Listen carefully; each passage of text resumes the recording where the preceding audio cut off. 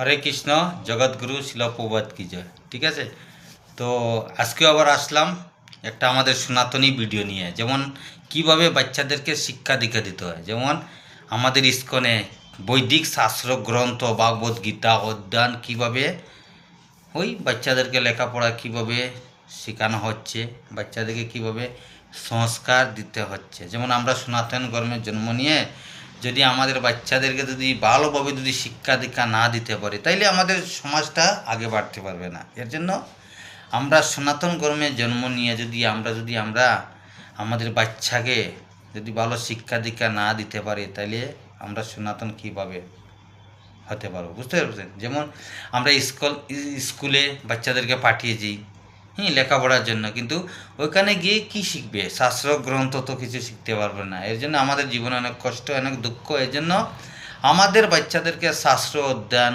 ভাগবত গীতা, রামায়ণ, সব কিছু আমাদেরকে শাস্ত্র সম্পর্কে আমাদেরকে শিখাতে হবে। যেমন আমাদের ইস্কনের থ্রু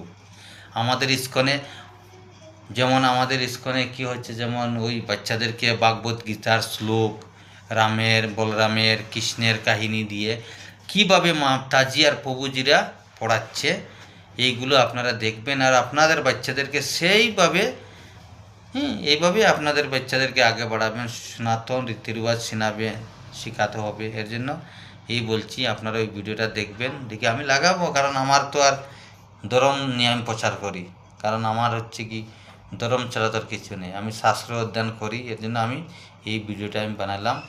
ওর কীভাবে মাতাজিরা এই ভিডিওটা বানার শুধু ওই বাচ্চাদের জন্য, কীভাবে সব কিছু শেখাতে হবে। তো আপনারা দেখবেন। হরে Krishna. Mama, Mataji, have you any butter? Yes, dear, yes, dear. Three parts butter. One for Baloram. One for Sudama. One for the naughty boy. Who gets hungama? সবার মাথায় তো চুল আছে। এই যে এই চুলের অগ্রভাগ মানে কি বলতো? হ্যাঁ, একদম এই যে সবচেয়ে চিকন মাথাটা যে একদম, বুঝতে পেরেছো? অগ্রভাগ, এই চুলের যে অগ্রভাগ, এটা কি একদম ছোট না? একদম ছোট। এটারও কি বলেছে, এই যে যে ছোট অংশ, এরও 10,000 ভাগের এক ভাগ হচ্ছে কি আত্মা। বুঝতে পেরেছো? কত বড় সংখ্যা? হ্যাঁ, মানে একটা কলমের ফোঁটাও যে তাও নয়।